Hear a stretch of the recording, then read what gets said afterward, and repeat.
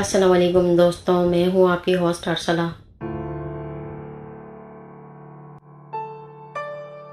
Programme ناقابل فراموش میں بہت بہت خوش آمدید۔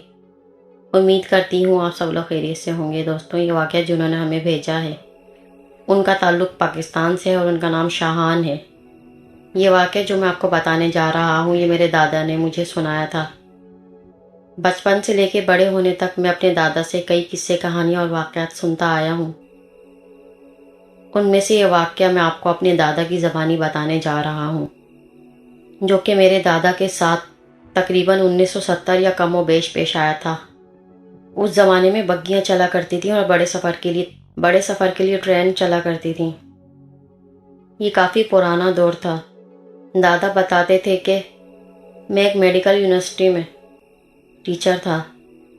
میرے سامنے کتنے ہی شاگرد ڈاکٹرز بن رہے تھے۔ انہی دنوں میری اہلیہ کا انتقال ہو گیا۔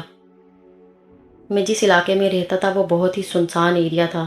گنتی کے چند 2-3 مکان تھے۔ دیکھتے ہی دیکھتے بچے بڑے ہو گئے۔ میری بیٹی نے جب میٹرک مکمل کیا تو اس کی 2 مہینے کی چھٹیاں شروع ہو گئیں۔ میں اس بار چھٹیوں کا ضائع نہیں کرنا چاہتا تھا۔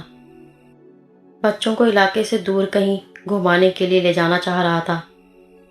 ہم چاہ رہے تھے کہ ہم ایک نئی جگہ گھوم کر آ جائیں۔ کب سے اپنے علاقے کے باہر نہیں گئے۔ ایک دن میری بیٹی ڈاک لے کر آئی۔ جیسا کہ آپ لوگ جانتے ہیں کہ اس زمانے میں ڈاک کے ذریعے ہی خطوط آیا کرتے تھے۔ میری بیٹی نے کہا کہ ایک خط شاہپور سے آیا ہے۔ کئی بار خط پڑھنے کے بعد بھی ٹھیک سے پڑھا نہیں جا رہا تھا۔ ایسا لگ رہا تھا کہ کسی نے بہت پریشانی اور مصیبت سے، محنت سے اس خط کو لکھا ہو۔ میری بیٹی کی سہیلی کا شوہر ڈاکٹر منیر تھا، جو 2 سال پہلے وہ شاہپور گاؤں میں جا کے رہنے لگا۔ خط میں ایک ایک لفظ ہمدردی، رحم اور خوف کے علاوہ مدد کی درخواست بھی تھی۔ ایک مایوس اور بے آس آدمی کی درخواست لگ رہی تھی۔ مجھے حیرت ہو رہی تھی کیونکہ وہ میرے بہترین شاگردوں میں سے ٹاپ پر تھا۔ اس کا گاؤں ایک پراسرار اور مہلک بیماری میں مبتلا تھا۔ لوگ مکھیوں کی طرح مر رہے تھے۔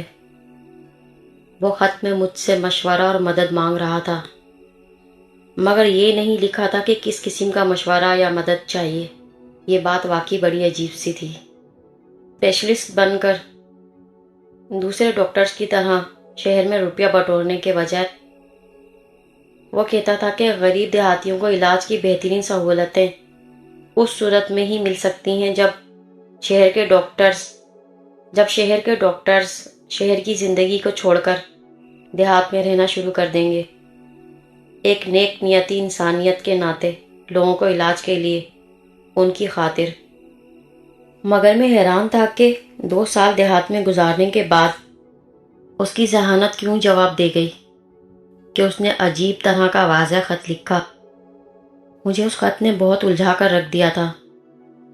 میرا خیال تھا کہ وہ خود بھی بیمار ہے۔ مجھے رہ رہ کر اس کی بیٹی اور اس کی بیوی کا خیال آ رہا تھا کہ وہ بیچاری کس حال میں ہوں گی۔ میں نے فیصلہ کر لیا تھا کہ شاہپور کا سفر ریل کے بجائے بگی کے ذریعے طے کروں گا۔ اس لیے میں نے ایک بگی کرائے پر لی، اپنے دونوں بیٹا بیٹی کو لیا اور شاہپور روانہ ہو گیا۔ جب ہم شاہپور پہنچ گئے، تقریباً شام ہونے والی تھی۔ ہم نے دیکھا کہ سامنے سے جنازہ آ رہا تھا۔ 12-13 آدمی تھے، افسردہ حالت میں سر جھکائے جنازہ لے کر جا رہے تھے۔ ہمارے سامنے سے آتے ہوئے جنازے نے تقریباً راستہ روک لیا تھا۔ بہت ہی گہری خاموشی تھی۔ بگی والے نے بگی کی رفتار تھوڑا کم کر دی تاکہ سامنے سے آتا ہوا جنازہ گزر جائے۔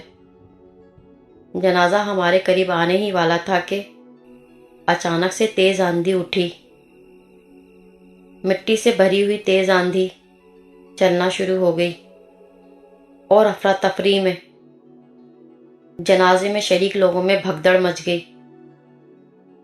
یہ اتنی شدید آندھی اٹھی تھی کہ دڑ مچ گئی۔